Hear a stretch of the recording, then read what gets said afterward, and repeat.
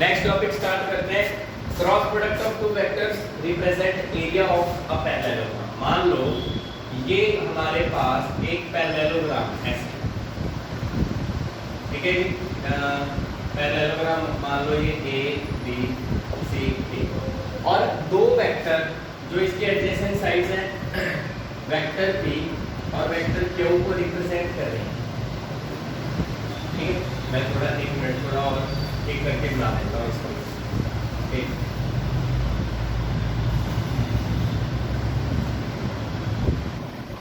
अब लिखो ए B C D और इसकी जो दो साइड्स हैं वो दो वेक्टर को रिप्रेजेंट कर रही हैं बी और क्यू। सबसे पहले आप ये लिखोगे consider a parallelogram, consider a parallelogram A B C D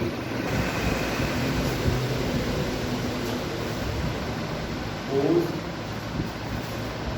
two sides, whose two adjacent sides BC and AB represents two vectors B vector and Q vector respectively।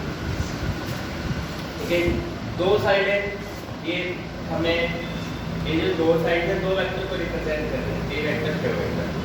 सिर्फ आप इतना बता दो कि एरिया ऑफ पैरेललोग्राम कितना होता है, base into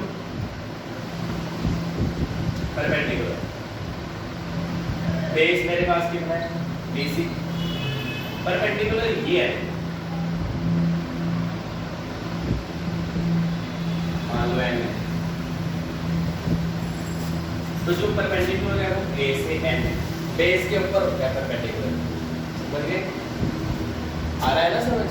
मान लो ये P के और Q के बीच में एंगल है थीटा।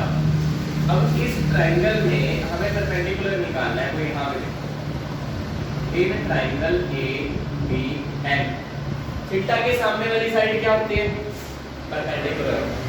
तो ये परपेंडिकुलर है वो sin थीटा में आता है, sin थीटा लगाओ कितना आएगा perpendicular by hypotenuse AB, cross multiply कर दो आपके पास A है कितना आ गया AB sin थीटा, वो मैंने यहाँ पे लिख दिया देखो ABC और ये AB sin थीटा।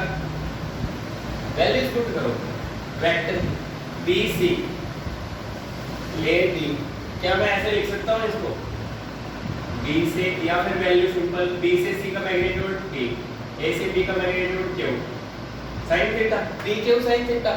अगर मैं sin थीटा हटा दूं क्या ऐसे लिख सकता हूँ P क्रॉस Q, क्योंकि मैंने आपको बताया नहीं हमने यूज नहीं किया फॉर्मूला A क्रॉस B करके क्या आता है A B sin थीटा। ये नहीं आता, डायरेक्शन मैंने साथ में नहीं लगाई, वो कोई दिक्कत नहीं है, पर आंसर तो यही आता है A B sin थीटा। ये देखो अगर मैं साइन हटा दूं क्रॉस बन जाएगा, क्रॉस को खोल दूं ये बन जाएगा। ये देखो ये ना P into Q into sin theta, sine हटा दिया, अब दो वेक्टर्स आ गए क्रॉस प्रोडक्ट का। पर ये ना मैग्नीट्यूड है एक्चुअली, क्योंकि मैंने डायरेक्शन तो ली हुई ना साथ में, तो ना P क्रॉस Q इसका मैग्नीट्यूड है।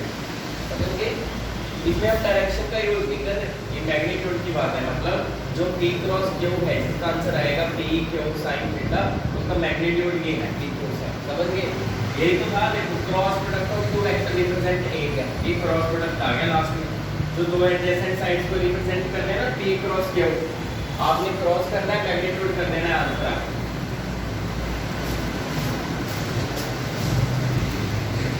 नेक्स्ट देखो, अगर आप न्यूमेरिकल करोगे ना क्रॉस प्रोडक्ट के, उनमें I J K ये यूज होता है, तो हम उसका भी क्रॉस प्रोडक्ट करेंगे। आपको पता है x एक्सिस की डायरेक्शन कौन देता है I, y एक्सिस की डायरेक्शन J और z एक्सिस की डायरेक्शन देता है K, है ना। अब देखो ये अगर आपको पता है ये सारे डायरेक्शंस दे रहे हैं और A क्रॉस B हमेशा क्या आता है, जैसे मैंने आपको लास्ट टाइम ये बताया था कि मान लो ये मेरे पास A है, ये B, अगर A क्रॉस B करूं, A को B की तरफ ऐसे रोटेट करूं, स्क्रू ऐसे जाएगा अंदर की तरफ, है ना। और जो इसका आंसर आता है ना, जैसे ये आया मान लो डायरेक्शन ये आ गई, जो डायरेक्शन आती है ना वो हमेशा परपेंडिकुलर आती है इसके। मेरे बोलने का मतलब है जो भी डायरेक्शन है वो इसके और इसके तो परपेंडिकुलर ही हुई ना, क्योंकि स्क्रू को ऐसे टाइट करूंगा, स्क्रू ऐसे ऐसे अगर घूमे, स्क्रू को ऐसे टाइट करो अंदर की तरफ, इन दोनों के परपेंडिकुलर होता है। ठीक है, अब देखो मान लो मैं करता हूं आई क्रॉस आई, सबसे पहले सेम का सेम के साथ क्रॉस प्रोडक्ट, ये सबसे सिंपल है। पहले का मैग्नीट्यूड दूसरे का magnitude sine of angle between them, same ये एंगल क्या होता है, आई का आई के साथ एंगल क्या होता है, जीरो, साइन जीरो पे जीरो, साइन जीरो पे जीरो। तो आप बेशक आई क्रॉस आई करो, आप जे क्रॉस जे करो या के क्रॉस के करो, आंसर जीरो आएगा, क्योंकि सेम वेक्टर का उसी के साथ क्रॉस प्रोडक्ट, मैंने प्रॉपर्टी भी कराई है A cross A vector, angle same हो जाता है, साइन जीरो पे जीरो, ये हमेशा जीरो आएगा। समझ गए आप? ओके, अब अगर मैं आई का जे के साथ क्रॉस प्रोडक्ट करूं तो क्या आएगा, मैं आपको करके दिखाता हूं। आई क्रॉस जे, पहले का मैग्नीट्यूड फिर दूसरे का मैग्नीट्यूड, साइन ऑफ एंगल, आई में और जे में कितना एंगल है, आई जे, राइट। देखो ये मैग्नीट्यूड है, पर मैंने आपको क्या बताया, ये क्या है, वेक्टर प्रोडक्ट, इसकी डायरेक्शन है, बिल्कुल है। अब ध्यान से करेंगे, एक बार तो मैं आपको बताऊंगा डायरेक्शन इसकी, ठीक है। देखो मान लो ये एक्स एक्सिस है, मान लो ये है एक्स एक्सिस, ऐसे ये एक्स एक्सिस है, ये वाला क्या है, वाई एक्सिस, ठीक है, म्यूचुअली परपेंडिकुलर है, ऐसे मान लिया एक्स एक्सिस वाई एक्सिस। हमें क्या करना है, आई क्रॉस जे, हमें ये आई है ये जे है, आई को जे की तरफ ऐसे रोटेट करना है, ऐसे स्क्रू को ऐसे करोगे कहाँ जाएगा, आप लोगों की तरफ, इस तरफ आएगा, इसलिए किसकी ये क्या है, जेड एक्सिस है, जेड की डायरेक्शन कौन देता है, के, तो जो इसकी डायरेक्शन है ना, अगर आपको डायरेक्शन लिखनी हो वो आएगी के। मेरी बात आपको समझ आएगी, मैं दोबारा बता देता हूँ अगर किसी को नहीं समझ आई तो। मैं डायरेक्शन की बात कर रहा हूँ यहाँ पे कि क्रॉस प्रोडक्ट जो है वो वेक्टर प्रोडक्ट है, उसकी डायरेक्शन होती है। देखो आई क्रॉस जे, ये आपको नजर आ रहा है एक्स एक्सिस, ये वाई एक्सिस, ये आई है ये जे है, इसको आई को जे की तरफ ऐसे घुमाओ, क्योंकि आई क्रॉस जे कर रहे हैं ना, तो ऐसे घुमा रहे हैं स्क्रू को ऐसे, तो बाहर की तरफ आएगा ऐसे। ये तो जेड है, जेड एक्सिस होता है, जेड की डायरेक्शन के देता है, तो आया आपको समझ में, तो डायरेक्शन साथ में आएगी। अब ये यूनिट वेक्टर का मैग्नीट्यूड क्या होता है, 1, ये भी यूनिट वेक्टर है 1 sin 90 पे 1, तो आपने आई क्रॉस जे किया तो आंसर क्या आ गया, ये आ गया। ये समझ आया? ये सर जेड की डायरेक्शन वाई, ये आई की डायरेक्शन एक्स, ये हमेशा सेम रहते हैं, हमेशा सेम रहते हैं। ये तो सर ये याद कर लो, याद करो।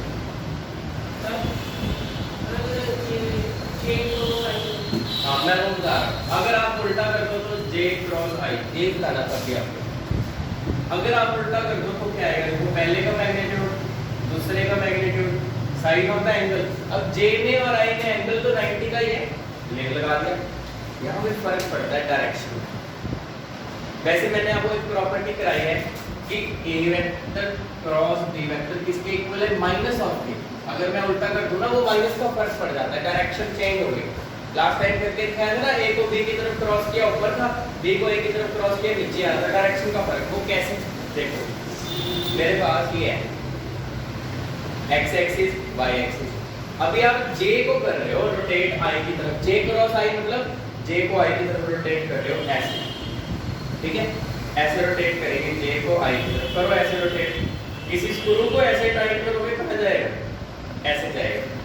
अब जेड एक्सिस तो हमारे पास ये होता है, ये क्या है फिर माइनस जेड, नेगेटिव जेड, और नेगेटिव जेड कैसे, ये तो जेड है जैसे के, नेगेटिव के की डायरेक्शन क्या होगी, माइनस के, माइनस के कर दो आप तो यहाँ पे माइनस के आ गया, माइनस के का मतलब है नेगेटिव जेड, तो ये भी मैग्नीट्यूड 1, आई का भी 1 sin 90 पे 1, तो मैंने जब जे क्रॉस आई किया मेरे पास आ गया माइनस, हो रहा है ना, देखो प्रूफ आई क्रॉस जे के उल्टा कर दिया तो माइनस, मैंने एक प्रॉपर्टी कराई थी आपको, क्रॉस में उल्टा करने से माइनस का फर्क पड़ता है। पर अगर आप ऐसे करने लगे फिर तो आपको थोड़ा मुश्किल हो जाएगा। 3 डायमेंशनल ऐसे आपको पेन पकड़ पकड़ के ऐसे घुमा के देखते जाओगे, पता नहीं क्या डायरेक्शन आ रही है, मुश्किल हो जाएगा ना। इसका एक आसान तरीका है, आसान तरीका देखो क्या है। शॉर्टकट ये है, एक सर्कल लगाओ, लगा दिया सर्कल, यहाँ पे लिख लो ऐसे I J और K क्लॉकवाइज। अब अगर मैं I क्रॉस J करूं, आगे क्या आ रहा है? मैंने I क्रॉस J कर दिया, हमें आगे क्या मिल रहा है? K। अगर मैं J क्रॉस K कर दूं, आगे क्या मिल रहा है? J क्रॉस K कर दिया, आगे मिल रहा है I। अगर मैं K क्रॉस I कर दूं, आगे क्या मिल रहा है? K क्रॉस I, J मिल रहा है। हो गया? एंटी क्लॉकवाइज कभी भी चलो, ये तो क्लॉकवाइज है, प्लस में आ गए, एंटी क्लॉकवाइज चलो माइनस में आएगा। जैसे ये I क्रॉस J है, अगर मैं उल्टा चलूं J cross I, anti clockwise चल रहा हूं ना, एरो तो ऐसे लगा है, पर अगर मैं J क्रॉस I को उल्टा चल रहा हूं, माइनस का क्या है? देखो J क्रॉस I, मेल तो आगे K रहा है, वो माइनस का आएगा। अगर मैं तो I जैसे इसमें J के है, अगर मैं ऐसे चलूं K J, मिलेगा I, पर उल्टा चल रहा है माइनस का, ठीक है। अगर मैं लिखूं I क्रॉस K, मिलेगा J। समझ आ रहा है ना? एंटी क्लॉकवाइज अगर आप चले तो माइनस, तो है ना। ये बंदा याद रखना है, क्योंकि यहाँ पे बार बार डायरेक्शन करनी, उसमें बंदा पजल भी हो जाता है। पर मैंने क्यों आपको कराया? आपको पता होना चाहिए डायरेक्शन कैसे आती है। स्क्रू रूल यूज किया हमने इसमें, राइट हैंड स्क्रू रूल, ठीक है, उससे डायरेक्शन मिल गई। पर इसको शॉर्टकट में अच्छे तरीके से कैसे याद करें, ये आपके सामने क्लियर है। अब इसके न्यूमेरिकल करते हैं।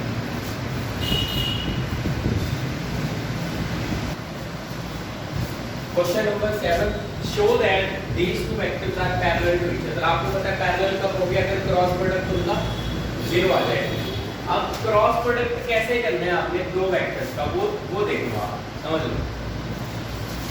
देखो हमें करना है A क्रॉस B, ये चेक करना है 0 आ रहा है कि नहीं। 0 आ गया तो पैरेलल है, अदरवाइज नहीं है। तो यहाँ पे लिखना है I J और K, डन। A वेक्टर में I J K के कोएफिशिएंट लिखो, I के साथ 1, J के साथ -5, K इसमें है ही 0। फिर B में भी लिखो, I के साथ 2, J के साथ -10, K के साथ कुछ भी नहीं है, 0, ठीक है, समझ आए। अब कैसे करते हैं देखो, यहाँ ये ना पॉजिटिव लेके शुरू करते हैं, पॉजिटिव नेगेटिव पॉजिटिव। ये हमने पॉजिटिव लेना है, I इसके साथ कुछ मल्टीप्लाई करेंगे। J हमने माइनस में लेना है, इसके साथ कुछ मल्टीप्लाई करेंगे। K हमने प्लस में लेना है, इसके साथ भी कुछ मल्टीप्लाई करेंगे। समझ गए आप? प्लस माइनस प्लस ऐसे लेते हैं, प्लस माइनस प्लस, आगे समझ। अब ये मैं आपको बता रहा हूँ कि थोड़ा अच्छा मेथड है, जैसे मैंने वो सर्कल लेके I J K बताया वैसे। अब मैं चाहता हूँ कि I के साथ क्या है, आप ये I का कॉलम, I की रो छोड़ दो, I का रो और I का कॉलम ये छोड़ दिया, ये बचा, यही बचा ना। पहले इसमें राइट हैंड यूज करना है, तो मल्टीप्लाई करनी है, 0 × 5 -5 0 माइनस, बीच में माइनस आएगा। पहले ये मल्टीप्लाई करना है माइनस, फिर ये मल्टीप्लाई करना है, ऐसे करना। फिर जैसे दोबारा, अब J के साथ क्या आएगा? J का कॉलम, J की रो छोड़ दिया, जो बच गया हमारे पास ये बच गया ना, एक ये है ना। पहले ये ऐसे मल्टीप्लाई 1 × 0 0, बीच में माइनस, ये तो हमने छोड़ ही रखा है, 2 × 0, समझ गए। ऐसे ही K के साथ क्या आएगा? ये छोड़ दिया, K का रो भी कॉलम भी, जो ये बचा इसमें पहले राइट हैंड ऐसे मल्टीप्लाई करनी है, -10 माइनस, फिर इसको इसके साथ किया -10। आपको समझ आया कैसे करते हैं? तो क्रॉस करना है, क्रॉस। और आपने क्रॉस अगर आप K पता करना, K के साथ पता करना चाहते हो क्या आएगा? K का कॉलम और K की रो छोड़ दो, जो बाकी बचा पहले इसके साथ ऐसे मल्टीप्लाई -10 माइनस, फिर इसके साथ मल्टीप्लाई, बीच में माइनस क्या है, ठीक है। तो ये 0 - 0 ये भी जीरो, माइनस माइनस प्लस ये भी जीरो, तो आंसर जीरो आ गया ना ए क्रॉस बी का। इसका मतलब क्या हुआ, ए वेक्टर इज पैरेलल टू, हो गया तो ठीक है, ऐसे करते हैं।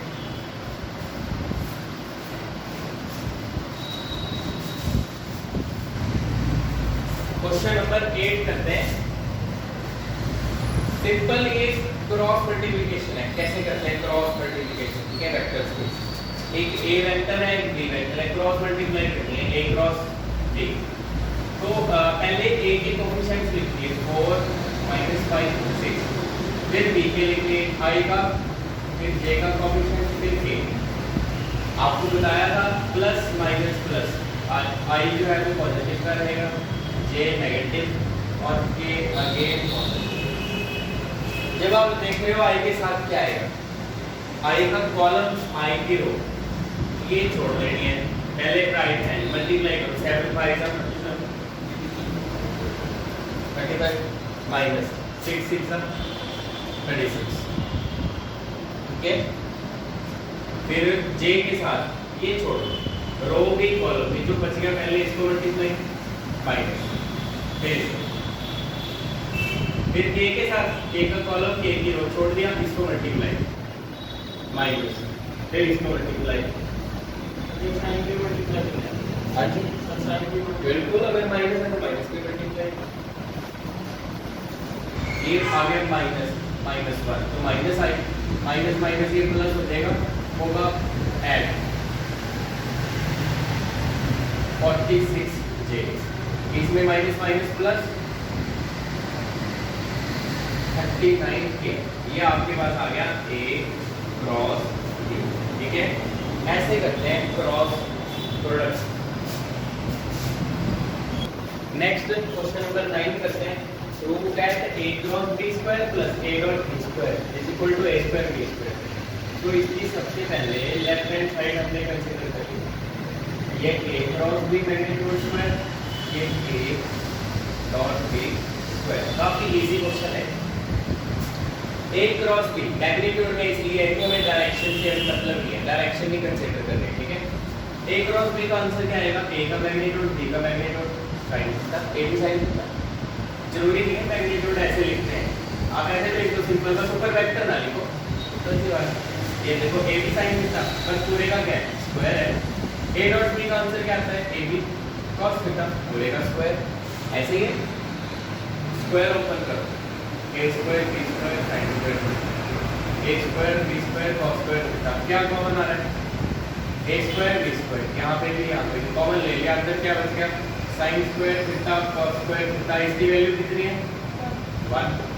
यही तो प्रूव करना, बहुत इजी था, इजी था ना, हो गया।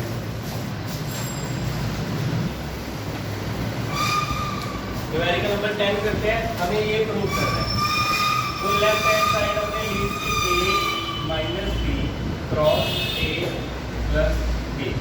कैसे करेंगे, सबसे पहले ये a वेक्टर क्रॉस इसके साथ, फिर ये माइनस b वेक्टर क्रॉस इसके साथ, ऐसे ही करते हैं। अब देखो यहाँ पे ब्रैकेट ओपन करो, a cross a plus a cross b minus ये b cross a minus plus minus b cross a, ठीक है। एक बात बताओ, सेम वेक्टर का उसी के साथ क्रॉस प्रोडक्ट क्या आता है, 0।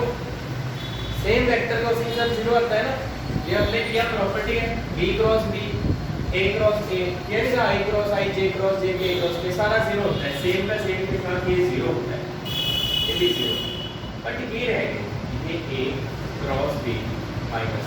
आपको बताया था b क्रॉस a को अगर मैं उल्टा करके लिख दूं आगे क्या आ जाएगा, माइनस का फर्क पड़ता है, तो माइनस आगे आ जाएगा। अगर मैं इसको उल्टा करके लिखूं ऐसे a क्रॉस b, तो ये a cross b minus minus plus a cross b, ये हो गया डबल।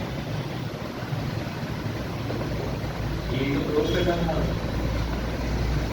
हो गया proof.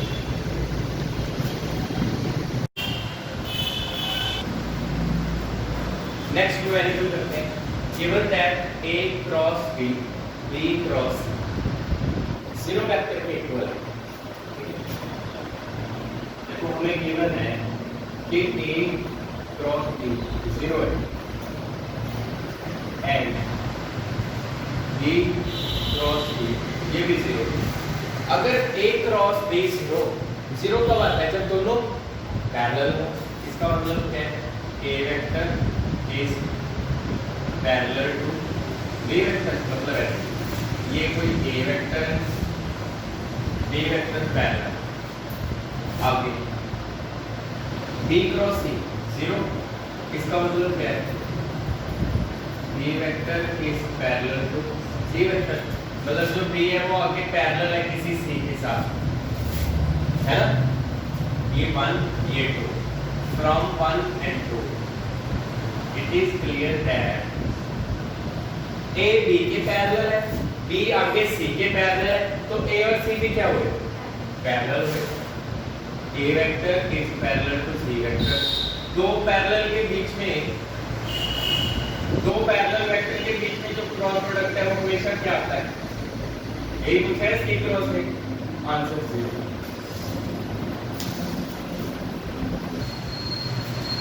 Question number 12, what is the angle between 2 Newton force 3 Newton force so that their resultant, देखो जो फोर्स दिया है वो वेक्टर क्वांटिटी है ना, इसको 2 न्यूटन, Q को 3 न्यूटन और रिजल्टेंट R कितना है? रिजल्टेंट का फॉर्मूला क्या होता है? रिजल्टेंट वेक्टर क्या होता है? p square plus q square plus 2pq cos theta.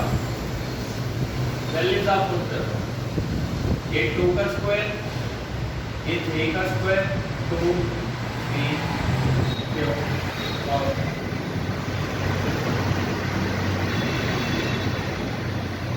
Squaring both side.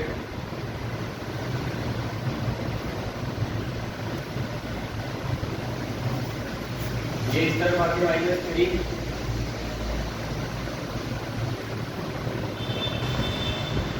ये cos थीटा मेरे पास आ गया और cos इस तरफ आके इनवर्स हो जाएगा, cos इनवर्स 1/4, ये आंसर है। एक बार कंफर्म कर लो, 4 का स्क्वायर 16, ये 2 का स्क्वायर 3 का स्क्वायर, बस ठीक है।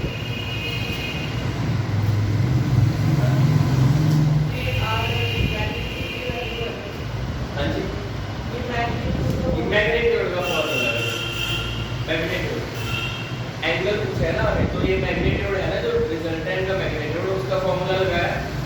दो वेक्टर है P और Q, तो ये फोर्स वेक्टर क्वांटिटी ही होती है, इसको P और Q मान लिया, उनका जो रिजल्टेंट है उसको R मान लिया, फॉर्मूला कर दिया। न्यूमेरिकल नंबर 13 करते हैं, prove that when angle between two vectors of equal magnitude is this, magnitude of the resultant is equal to either of them। इसका क्या मतलब है? देखो, angle between two equal vector, मान लो हमारे पास P वेक्टर और Q वेक्टर इक्वल है, इक्वल मैग्नीट्यूड इक्वल है, वेक्टर हटा के मैग्नीट्यूड सेम है P का और Q का, और एंगल उनके बीच में कितना है? 2π/3। हमें प्रूव क्या करना है? हमें प्रूव करना है कि जो रिजल्टेंट है या P के बराबर होगा या Q के, आइदर ऑफ देम, दोनों जो इक्वल है ना मैग्नीट्यूड में, दोनों में से किसी के भी इक्वल हो सकता है, क्योंकि सेम ही है ये, तो चाहे P ले लो चाहे Q ले लो, ये प्रूव करना है। तो सिंपल रिजल्टेंट कैसे होता है? रिजल्टेंट को कैसे लिखा जाता है? √p² plus q² plus 2pq cos theta. अब आप क्या करो, इसको इजी करने के लिए जहां जहां p है वहां या फिर q की जगह p कर दो आप, क्योंकि गिवन है ना ये, तो हमें ये हमें गिवन है कि दोनों इक्वल है, तो जहां पे q है मैं वहां पे भी p लिख रहा हूं। और एंगल कितना है? 2π/3। ये मेरे पास कितना आ गया? तो p² 2p², 8 to 3 p² cos 2π/3, ये भी साइड में निकाल के दिखाऊंगा आपको। देखो 2π/3 होता कितना है? पाई जो है ना, पाई का मतलब होता है 180, 180/3 60 × 2, ये 120 है। बस आपने पाई की वैल्यू पुट करनी है 180, जिसको नहीं पता पाई की वैल्यू 180 लेके इसको सॉल्व कर लो। 120 बढ़ेगा, नहीं समझ में आया? मैं बोल रहा हूँ 120 डिग्री आया कॉस, जिसको नहीं पता वो ऐसे देखो, यहाँ पे करके दिखा रहा हूँ आपको। आप पाई की वैल्यू पुट कर दो, मैं ये बोल रहा हूँ पाई कितना है, बाय 3 कितना है 120 डिग्री में इसको लिख सकता हूँ, ठीक है। ये रेडियन में लिखा है, ये डिग्री में लिखा है, जहाँ पे डिग्री है ये रेडियन है। 120 डिग्री को मैं कैसे सॉल्व करूँ? 120 डिग्री को ऐसे लिख सकते हैं 90 प्लस 30, 120 ही बनेगा। वैसे तो ज़्यादा डिटेल में आपको ये मैथ में आपका चैप्टर 3 है ट्रिग्नोमेट्री, उसमें पूरा डिटेल में आपको समझ आ जाएगा, ठीक है। और अभी फिर भी मैं करवा रहा हूँ आपको। 120 को कैसे लिखेंगे? 90 प्लस 30, और कोई भी ट्रिग्नोमेट्रिक रेशियो है 90 में चेंज हो जाती है। कॉस 90 में किसमें चेंज हो जाएगा? साइन, जो साइड पे एंगल है वो आएगा। पर आपको ये पता होना चाहिए, देखिए यहाँ पे 90 है और यहाँ पे हमारे पास क्या है 90 प्लस करेंगे तो इस क्वाड्रेंट में जाएगा, ये ऐसे बढ़ता जा रहा है ना, ये 0 होता है 90 180 90 प्लस ये वाला क्वाड्रेंट, देखो 90 प्लस। यहाँ पे ना ये जो रीजन है ये होता है साइन का और कोसिकेंट का। हमें ऐसे याद करना है आपने, ऐड शुगर टू कॉफी, यहाँ पे और पॉजिटिव है, यहाँ पे साइन और साइन का उल्टा पॉजिटिव है, यहाँ पे tan और tan का उल्टा पॉजिटिव, ये cos और secant का रीजन है, समझ गए? मतलब इस रीजन में ये पॉजिटिव, बाकी सब नेगेटिव। पर अब हमारे पास है 90 प्लस तो ये रीजन आ रहा है, ये किसका है? साइन का है और कोसिकेंट का है। पर हमारे पास क्या है क्वेश्चन में हमारे पास cos है, ये cos का रीजन तो नहीं है ना, cos किसी दूसरे के एरिया में घुस रहा है तो माइनस का है। साइन 30 में 1/2, ये तो आप पढ़ के आए 10 में, साइन 30 में 1/2 ये तो पता है। बस आप ये वैल्यू यूज करेंगे अब इसकी, -1/2, 2 से 2 कैंसिल, ये कितना आ गया 2p² तो -p², सिर्फ p² रूट से बाहर, तो p और q तो बराबर ही है, या आप ऐसे लिख लो, चाहे p लिख लो चाहे q लिख लो, हेल्प लो, ये तो करना था, यही नहीं करना था।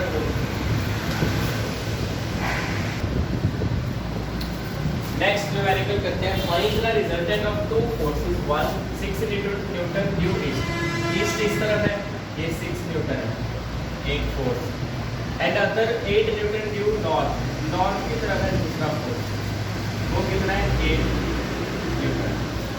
अब ये देखो, ये पैरेललोग्राम लॉ नहीं लग सकता, बन रहा है ना पैरेललोग्राम। दो वेक्टर अगर पैरेललोग्राम की दो एडजेसेंट साइड को रिप्रेजेंट कर रहे हैं तो डायगोनल क्या देगा? रिजल्टेंट फोर्स, वो कितना होगा वो पता करना है। और इसमें तो बस ये पूछा है रिजल्टेंट फोर्स कितना होगा, बस ये पूछा है ना रिजल्टेंट फोर्स। क्या मैं ऐसे लिख सकता हूँ F1² F2² 2F1 F2 cos।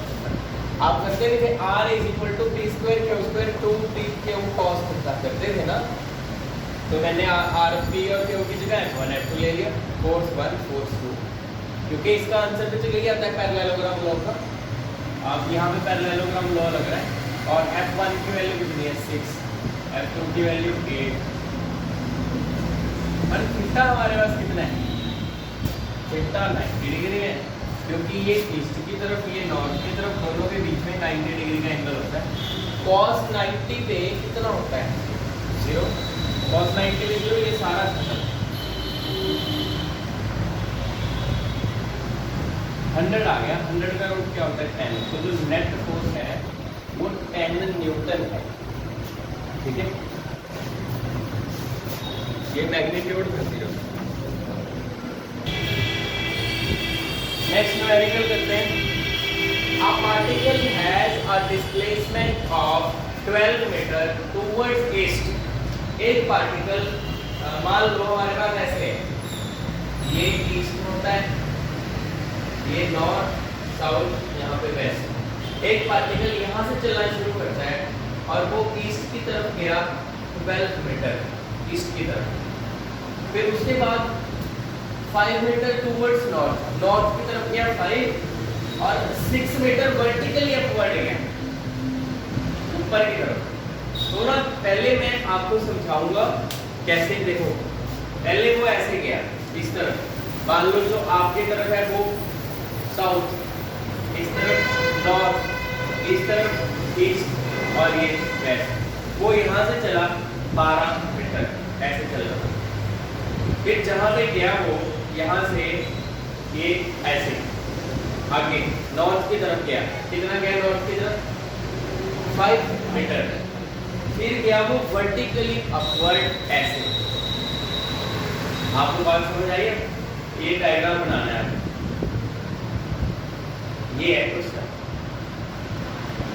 अब ध्यान से पता चल गया कैसे गया वो। अब ना क्योंकि डायग्राम में बनाऊंगा ना, डायग्राम में ये चीज बनानी जो आपको बताई है थोड़ी सी मुश्किल होती है, तो इसलिए मैं क्या करूंगा नॉर्थ इस तरफ बनाने के बजाय ना हल्का सा उसको टेढ़ा रखेंगे ऐसे कि वो यहाँ से नॉर्थ की तरफ गया, यहाँ पे 90 डिग्री बना दो कि गया वो नॉर्थ की तरफ है, क्योंकि शो करना मुश्किल है ना। फिर यहाँ से वो ऊपर की तरफ गया वर्टिकली अपवर्ड ऐसे, ठीक है। तो हम अब क्या करेंगे, मान लो ये O से A गया, फिर A से B, B से C, ये गया 5 मीटर और ऊपर की तरफ कितना गया 6 मीटर। ये ऊपर की तरफ है, नॉर्थ की तरफ नहीं है, ये ऊपर है, ठीक है। कैसे करें इसको, या इसको ऐसे भी बना सकते हैं, एक ऐसे, फिर नॉर्थ की तरफ, ऊपर की तरफ हम थोड़ा ऐसे कर सकते हैं, पर सॉल्व करना इससे मुश्किल हो जाता, थोड़ा बनेगा नहीं डायग्राम ये, ठीक है।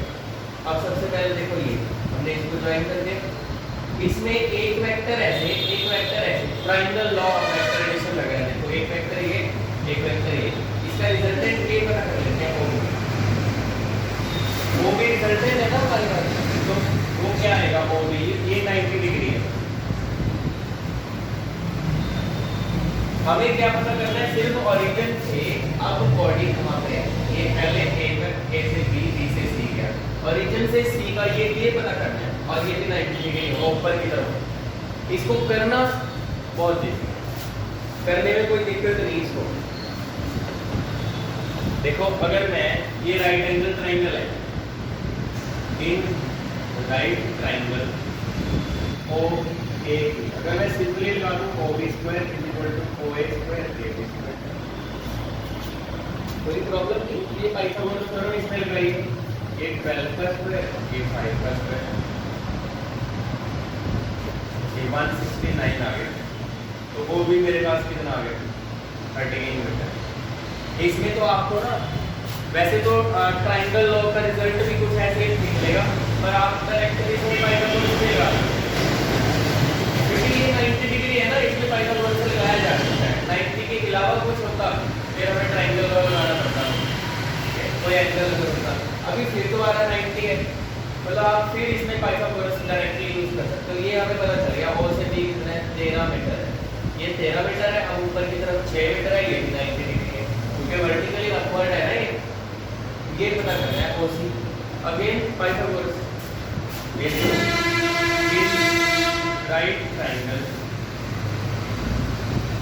OBC, OC square is equal to OB square plus BC square. OB मेरे पास है 13 और BC मेरे पास है 6,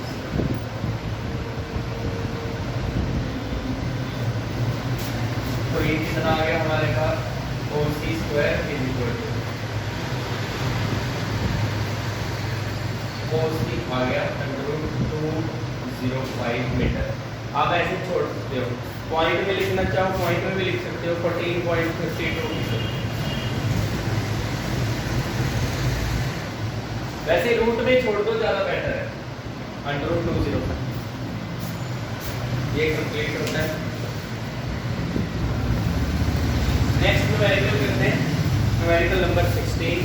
rain is falling vertically with a speed of 30 metre per second. Rain ऊपर से नीचे की तरफ ऐसे, velocity of rain is 30.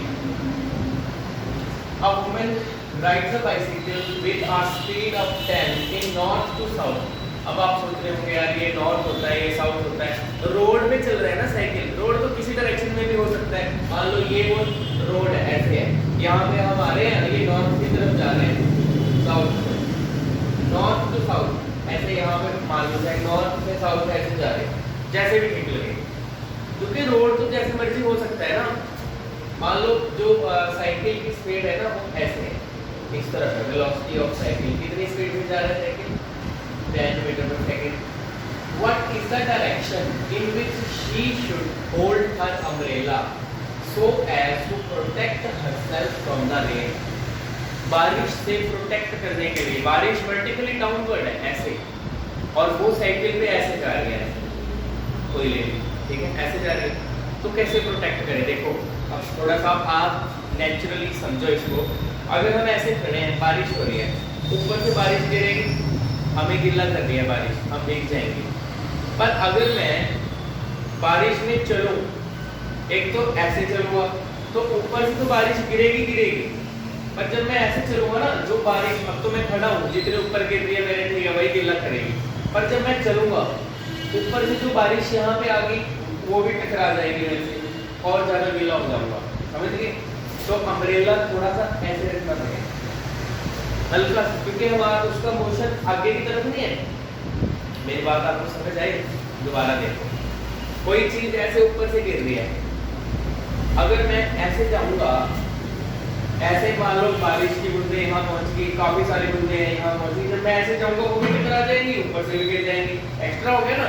अगर मैं खड़ा हूँ तो बारिश पहले सिर पे गिरेगी ना, एकदम यहाँ तो नहीं गिर सकती, समझ गए? वो कम है अगर आप खड़े हो, पर जब आप ऐसे मोशन में हो तो ऊपर से भी गिरेगी, और जो आगे पहुंच गई वो भी ऐसे टकराएगी आपसे, ज्यादा गिले हो जाओगे। तो आगे की तरफ से ज्यादा गिले हो गए ना, अम्ब्रेला थोड़ी सी आगे की तरफ टेक के रखनी पड़ेगी, जिस तरफ हम जा रहे हैं, है ना? तो उसको क्या बोलेंगे हम, कैसे कि जो बारिश है वो ऐसे पड़ रही है, हम ऐसे जा रहे हैं, तो एक्चुअली हमारे मोशन की वजह से ना बारिश की जो नेट जो वेलोसिटी है ना, उसकी डायरेक्शन ऐसे हो जाती है, बारिश ऐसे लगती है, क्योंकि हम ऐसे जा रहे हैं, अब आगे से भी गिले हो रहे हैं, नेट जो वेलोसिटी है ना वो ऐसे। एक्चुअली वो नेट क्या बोलेंगे, वो रिलेटिव वेलोसिटी है, relative velocity of rain with respect to cycle. वो है कि रेन और साइकिल की इकट्ठी वेलोसिटी जो है ना वो ऐसे है। साइकिल हमारा ऐसे जा रहा है, साइकिल ऐसे जा रहा है, रेन ऊपर से नीचे ऐसे। अब इन दोनों की हमें रिलेटिव वेलोसिटी निकालनी है, तो रिलेटिव वेलोसिटी निकालेंगे पहले, और जो अम्ब्रेला है ना, रिलेटिव आप समझ रहे हो, इन दोनों की नेट इफेक्ट निकाल लेंगे, नेट इफेक्ट वो ऐसे आएगा। तो अम्ब्रेला हमें उसके अपोजिट ही उसी डायरेक्शन में रखना पड़ेगा ना, जिस डायरेक्शन में वेलोसिटी है उसकी डायरेक्शन में हमें अम्ब्रेला करना पड़ेगा, ठीक है? तो आप सबसे पहले तो ये लिखोगे, she should hold her umbrella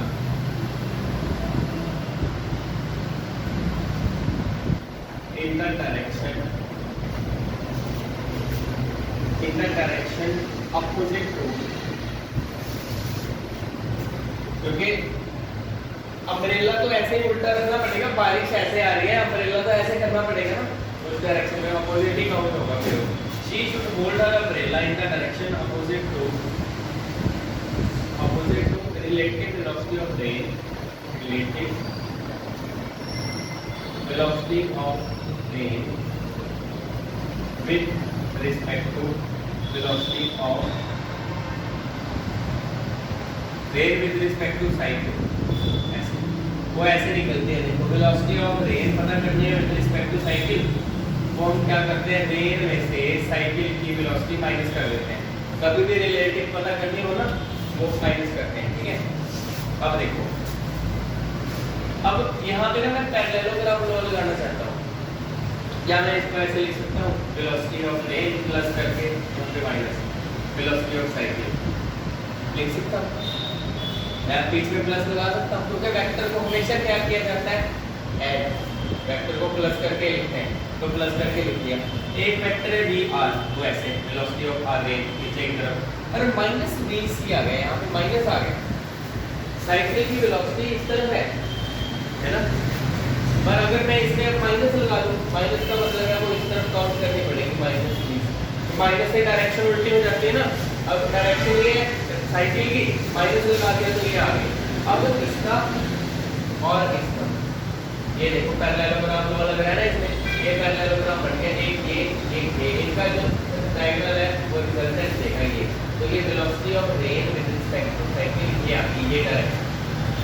अब वो लेडी ऐसे जा रही है, एक्चुअल में जो बारिश पड़ेगी ना उसके ऊपर ऐसे पड़ेगी बारिश, तो उसको अम्ब्रेला इससे बारिश की अपोजिट डायरेक्शन में ऐसे रखना पड़ेगा। यहाँ पे अम्ब्रेला उसको ऐसे रखना पड़ेगा,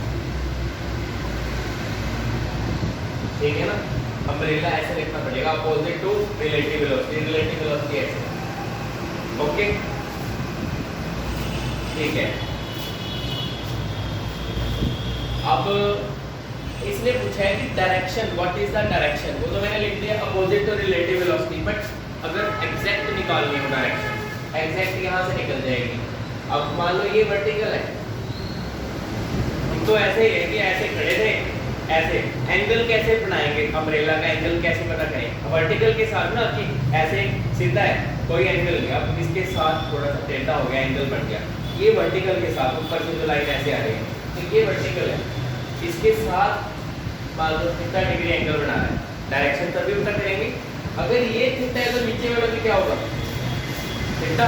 तो इसमें इस ट्रायंगल में हमें क्या क्या पता है, एक तो ये पता है, ये कितना है वेलोसिटी ऑफ रेन, वो कितनी है रेन की वेलोसिटी, इसमें लिखिए 10 मीटर, नहीं सॉरी 30 मीटर पर सेकंड, ये लिखा है ना speed, rain is falling vertically with the speed of. और एक हमें ये पता है, अगर ये साइकिल की वेलोसिटी अगर 10 है, यहाँ पे तो सामने वाली साइड में ये 10 है, तो ये भी क्या होगा 10 होगी ना, समझ गए आप मेरी बात, ये भी 10 है तो ये भी 10 है, तो यहाँ पे 10 थीटा लगेगा।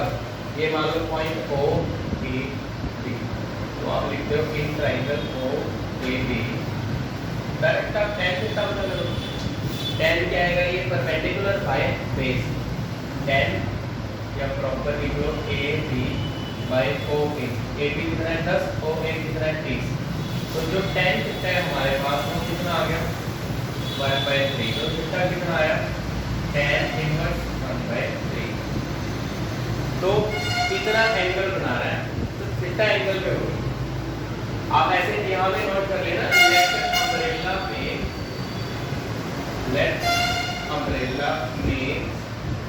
एंगल थीटा विद वर्टिकल, जिसमें ये मेंशन कर दो कि वर्टिकल के साथ एंगल थीटा बढ़ रहा है, तो हमने थीटा ये निकाल दिया, ये आंसर है। कितने डिग्री पे अम्ब्रेला होना चाहिए। क्वेश्चन नंबर 5 करते हैं। A coin is tossed 3 times and the outcomes are recorded. How many possible outcomes are there? देखो आपने 3 बार कॉइन को टॉस किया, ये तो डायरेक्ट हो जाएगा possible outcome, number of possible outcome, ठीक है। देखो आपने पहली बार कॉइन टॉस किया, हेड आ सकता है, टेल आ सकता है, 2 आउटकम। दूसरी बार फिर 2 हेड या टेल कोई भी आ सकता है, तीसरी बार भी, तो आंसर कितना आ गया 8, टोटल 8। ये हम कर रहे हैं अरेंजमेंट, ये परम्यूटेशंस कर रहे हैं, परम्यूटेशन में हमेशा मल्टीप्लाई करते हैं, हमेशा। Given 5 flags of different colour, आपके पास 5 फ्लैग है, सारे अलग अलग कलर के हैं। How many different signal can be generated, each signal require use of 12 use of 2 flags, use of 2 flags one below the other. मतलब मान लो ये एक सिग्नल है, जो एक सिग्नल है वो उसमें 2 फ्लैग है, एक ऊपर की तरफ लगेगा फ्लैग ऐसे, एक नीचे की तरफ, तो एक सिग्नल बन जाएगा, ठीक है। तो 2 बॉक्स फिल करने हैं, आपके पास 5 डिफरेंट कलर। अगर आप ऊपर एक फ्लैग लगाते हो, पहले तो इसमें कितने फ्लैग लगा सकते हो आप, इसमें कितने फ्लैग लगाए जा सकते हैं, 5 फ्लैग लगाए जा सकते हैं। फिर अगर एक उसमें आप लगा दिया, पीछे कितने रह गए 4, तो इसमें कितने लगाए जा सकते हैं 4। तो ये नंबर ऑफ सिग्नल्स आ गया, क्योंकि ऊपर 5 लग सकते हैं तो नीचे 4 लग सकते हैं, 5 4 20। तो ये एक्सरसाइज खत्म होती है। नेक्स्ट न्यूमेरिकल नंबर 17 सॉल्व करते हैं। A boatman can go with a speed of 10 in still water if the river flows steadily at 5 km/h. In which direction should the boatman row in order to reach a point on the other bank directly opposite to a point from where he started. The width of the river is 2.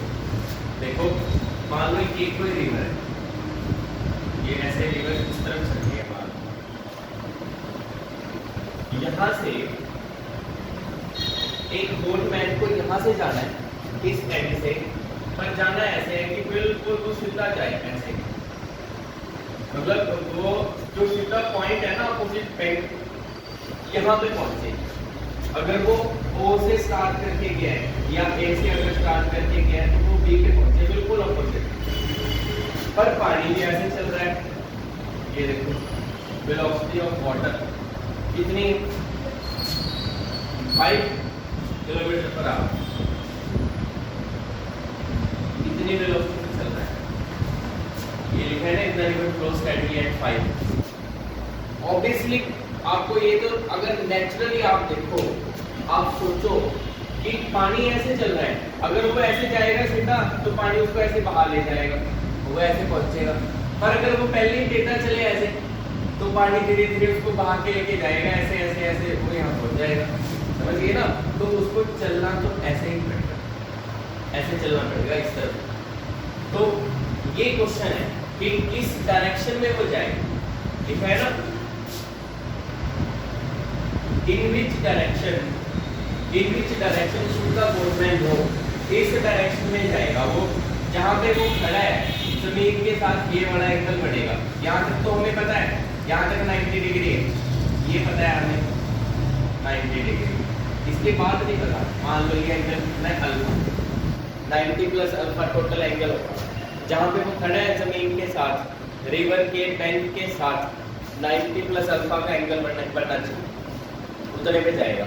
ठीक है, alpha कुछ भी हो सकता है, हमें नहीं पता।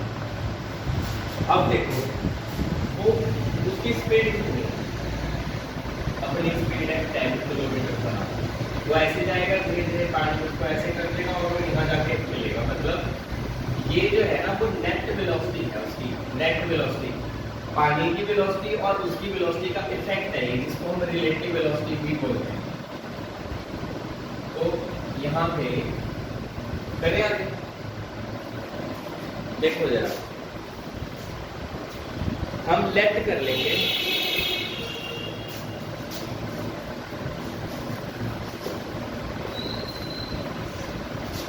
आप ऐसे लिखो from the figure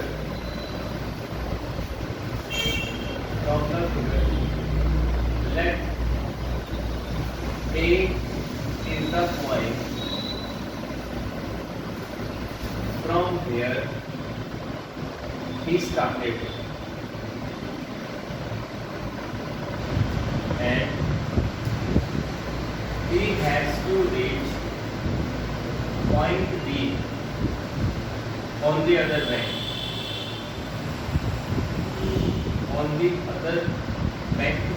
directly opposite to A.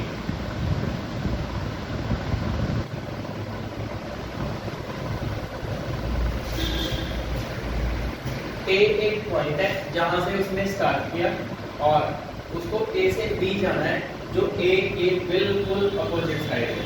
ठीक है, लेफ्ट कर लो, वो A से जहां पे वो खड़ा है ना रिवर के साथ, जमीन के साथ वो एंगल बना रहा है अल्फा प्लस 90। ठीक है, या फिर ऐसे कर लो, आप ऐसे कर लो, ऐसे कर लो एंगल, यहाँ पे इसको पॉइंट टू सी दे दिया, that angle C A equal to alpha. Left कर लिया हमने अल्फा। अब इस ट्रायंगल में देखो, इन ट्रायंगल ए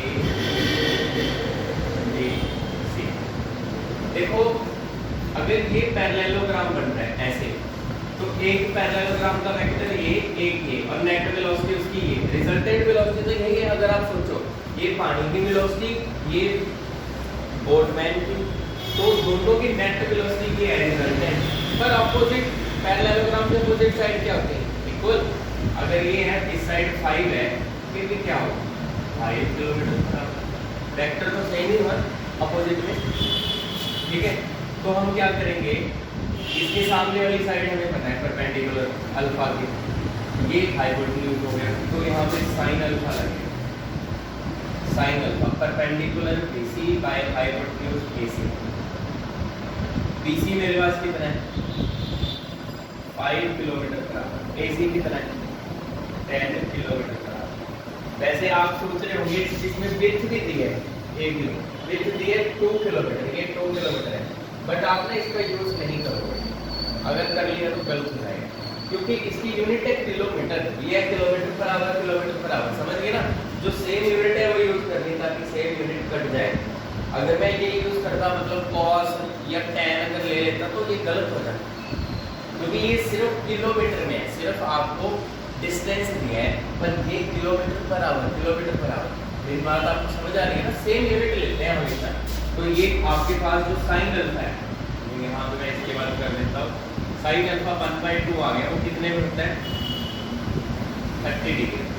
तो जो टोटल एंगल है therefore रिक्वायर्ड एंगल वो कितना है, एंगल CA इसको D लिखो, ये और वो कितना है अल्फा प्लस 90, तो 30 प्लस 90 आपके पास कितना आ गया 120 degree. This is the bank of labor at point A।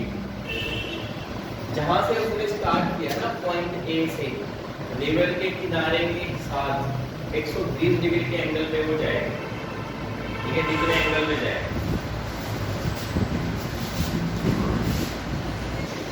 Next numerical करते हैं, numerical number 18। Magnitude of resultant of two vectors P and Q is given by this. What is the angle between P and Q? हमें angle नहीं पता, ठीक है। मान लो ये P है और ये Q है, बस दोनों के बीच में एंगल कितना है वो हमें पता नहीं, कुछ भी हो सकता है 90, 45, 60, 30, कुछ भी हमें नहीं पता। हम सिर्फ रिजल्टेंट का फॉर्मूला लगाएंगे। रिजल्टेंट कितना होता है √p² प्लस q² तो 3q cos। पर हमें गिवन है रिजल्टेंट का स्क्वायर किसके बराबर है, c² q²। तो p के और q के बीच में ही है ना एंगल, तो पता करना है।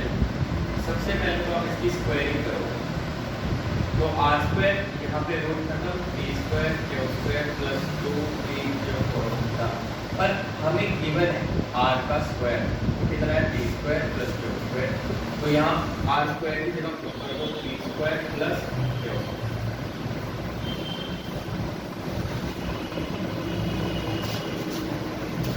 ठीक है, ये सवाल इस तरफ ले आओ, ठीक है, p² माइनस q² के माइनस 2p ये भी खत्म, ये भी खत्म। यहाँ क्या बचा 0, ये पूरा 0 के नीचे जाके 0 और थीटा 0 कितने में होता है 90 में होता है, ये आंसर। नेक्स्ट न्यूमेरिकल करते हैं, two forces of 10 Newton and 6 Newton act upon a body. पहला फोर्स है 10 न्यूटन, दूसरा फोर्स है 6 Newton. The directions of these forces are unknown. Resultant force on a body may lie between which limits? कौन से limit के बीच में लाई करेगा? देखो मान लो रिजल्टेंट फोर्स F है, वो क्या आएगा F1 का स्क्वायर F2 का square 2 F1 F2 cos theta. जैसे आप लिखते हैं R resultant equal to p² q² 2pq cos theta, करते हो ना। इसने बोले किस किन लिमिट्स के बीच में रहेगा, मतलब मिनिमम कितना हो सकता है, मैक्सिमम कितना उसके बीच में हो ही सकता है। मिनिमम मैक्सिमम हमें पता करना है बस। तो सबसे पहले तो वैल्यू पुट करिए F1 10, ये 10 का स्क्वायर, ये 6 का स्क्वायर, ये सॉल्व करो।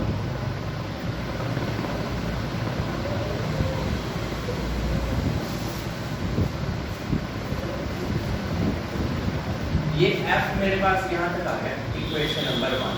अब आपको ये पता होना चाहिए कि जो cos थीटा है ना वो कम से कम -1 हो सकता है, ज़्यादा से ज़्यादा 1, बस इसके बीच में रहता है।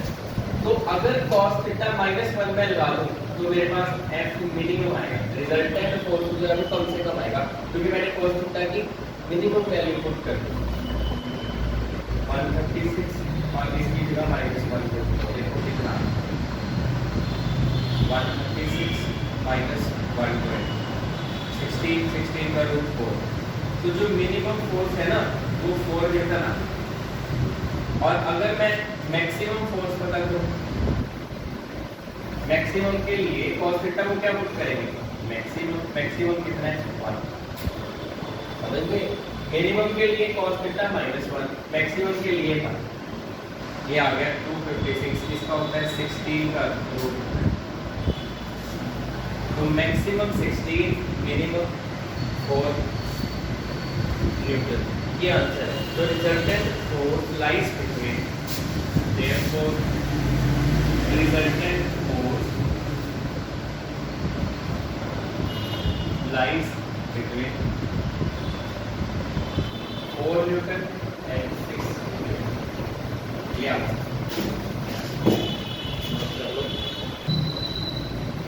नेक्स्ट न्यूमेरिकल करते हैं। At what angle the two forces A plus B, A minus B act so that their resultant is let करो आप कि हमारे पास जो B है वो है A plus B और Q हमारे पास है A minus B। ये दो फोर्सेस हैं हमारे पास B और Q। अब अगर हम इसका रिजल्टेंट लिखते हैं तो कैसे लिखते हैं, P square Q square 2B Q cos theta ऐसे लिखते हैं ना। पर हमें तो रिजल्टेंट गिवन है, रिजल्टेंट ये गिवन है, ये रिजल्टेंट इज दिस। तो हमें गिवन है कि जो रिजल्टेंट है वो है √3a² + b²। तो हम यहाँ पे रिजल्टेंट का इसको यूज करेंगे √3a² + b²। यहाँ पे मैंने p की वैल्यू पुट कर दी, p की वैल्यू a + b, q की value a minus b, same यहाँ a plus b, a minus b cos, ठीक है। अब करते हैं squaring both side.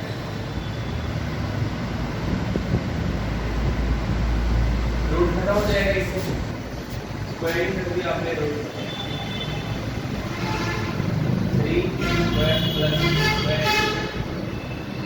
b², a plus b का होल स्क्वायर। इसको भी ओपन ही कर दो आप, रूट तो देखो खत्म हो गया, स्क्वायर कर देंगे, इसको ओपन कर दो a² b² 2a same he a minus b का square a² b² -2a a plus b a minus b ये आएगा a² minus b², ये कौन सा, ठीक है।